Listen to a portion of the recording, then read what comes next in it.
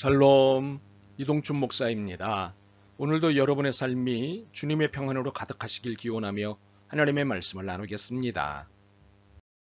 오늘 주시는 말씀은 야고보서 1장 12절에서부터 15절의 말씀입니다. 시험을 참는 자는 복이 있나니 이는 시련을 견디어낸 자가 주께서 자기를 사랑하는 자들에게 약속하신 생명의 면류관을 얻을 것이기 때문이라. 사람이 시험을 받을 때에 내가 하나님께 시험을 받는다 하지 말지니 하나님은 악에게 시험을 받지도 아니하시고 친히 아무도 시험하지 아니하시느니라. 오직 각 사람이 시험을 받는 것은 자기 욕심에 끌려 미혹됨이니 욕심이 잉태한즉 죄를 낳고 죄가 장성한즉 사망을 낳느니라. 아멘. 야고보서 1장 12절 말씀부터 15절 말씀을 본문으로 시험이 왔을 때라는 제목으로 말씀을 나누도록 하겠습니다. 우리는 보통 내가 원하는 게 다 이루어지는 것을 복이라고 생각합니다. 대부분의 사람들은 그저 아무 일도 없는 것이 복이라고 생각합니다. 그러나 12절은 복이 무엇인가를 정확하게 말씀합니다. 즉 아무 일도 없는 게 복이 아니고 일은 많지만 잘 견뎌내는 게 복이라고 말씀합니다. 시험이란 무의미한 것이 아니고 그 속에 하나님의 약속과 목적이 있기 때문입니다. 그래서 여기서 아주 중요한 말씀을 합니다. 주께서 자기를 사랑하는 자들에게 약속하신, 즉 하나님께서 나를 사랑하시기 때문에 이 사건들을 주신 것이라는 사실입니다. 이 사실을 믿고 이기면 옳다 인정함을 받게 되는 것입니다. 바로 이런 사람에게 하나님은 생명의 면류관을 주시는 것입니다. 결국 생명의 면류관이 앞에 있는 사람이 제일 복 있는 사람입니다. 그런데 문제는 이 면류관이 거저 주어지는 것이 아니라는 사실입니다. 시험을 이기고 굳게 서는 자에게 옳다 인정하시고 주신다는 사실입니다. 그런데 문제는 시험에서 이긴 자가 아니라 시험에서 진 자입니다. 오늘 본문 중 12절과 13절은 시험에서 이긴 자는 복 있는 자인데 그럼 시험에서 진 자는 어떻게 되는 것인가? 라는 질문에 대한 연결점을 갖는 것입니다.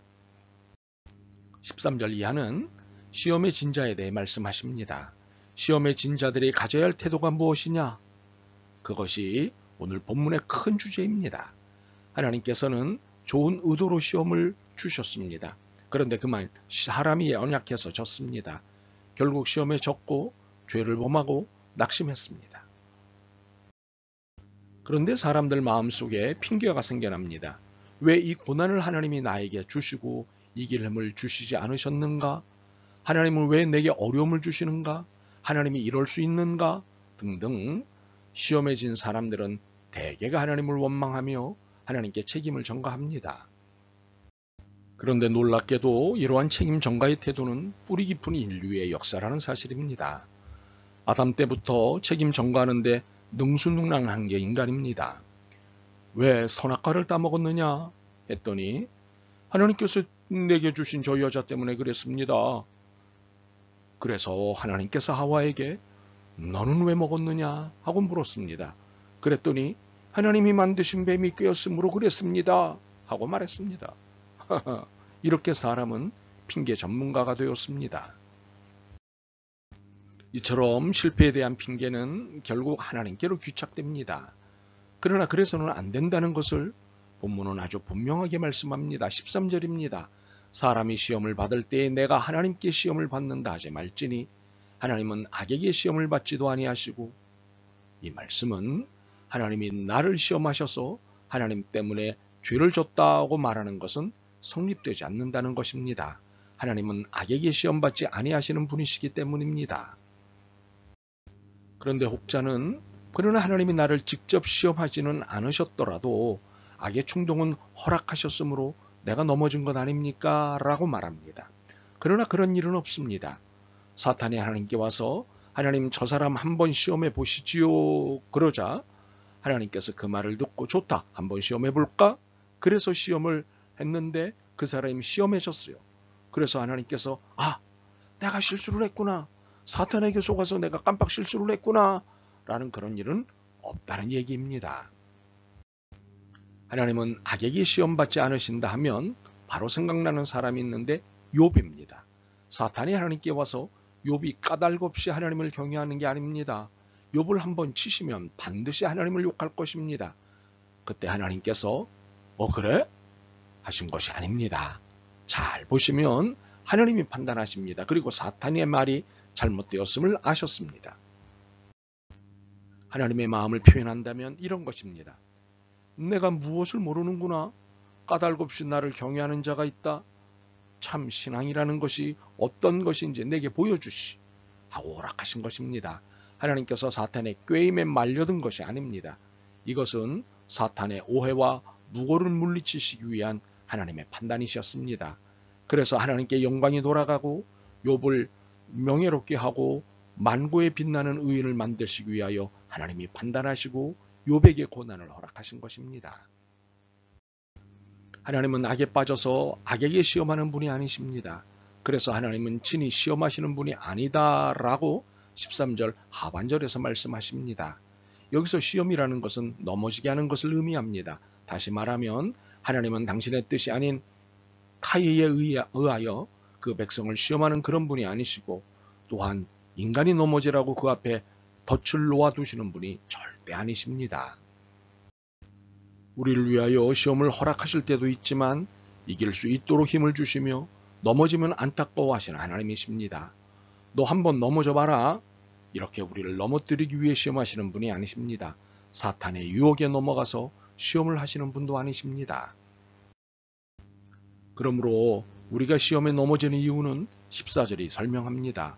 오직 각 사람이 시험을 받는 것은 자기 욕심에 끌려 미혹됨이니, 자기 욕심에 끌리기 때문입니다. 결국 넘어진 자의 개인적 책임입니다. 하나님이 악에 빠지게 하는 것이 아니라 인간 스스로가 악하고 약해서 넘어지는 것입니다. 그렇습니다.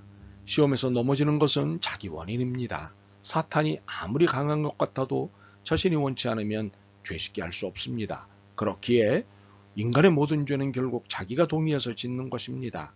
우리는 간혹 생각하기를 모든 시험과 미혹은 외부에 있다고 생각하는데 그것은 사실이 아닙니다.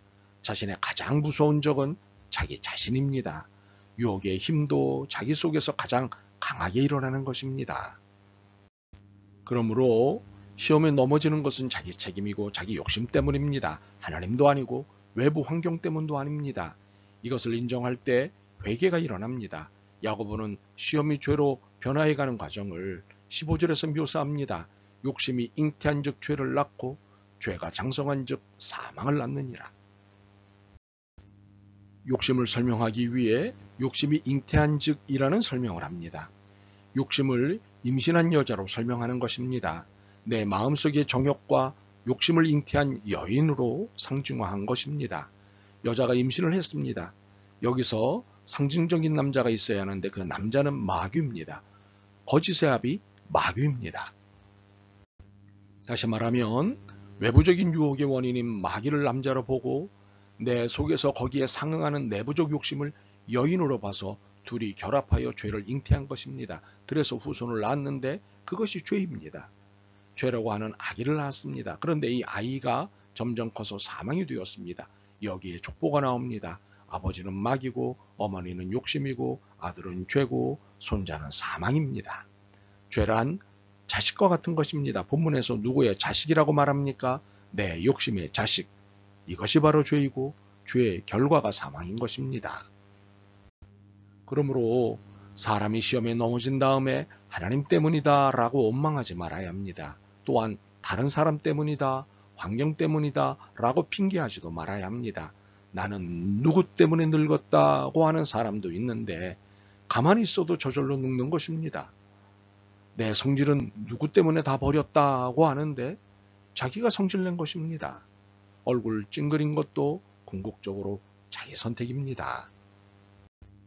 그러므로 시험이 올 때 이것을 믿음의 시련으로 알고 잘 이기면 생명의 면류관을 받을 것입니다. 그는 복 있는 자가 될 것입니다.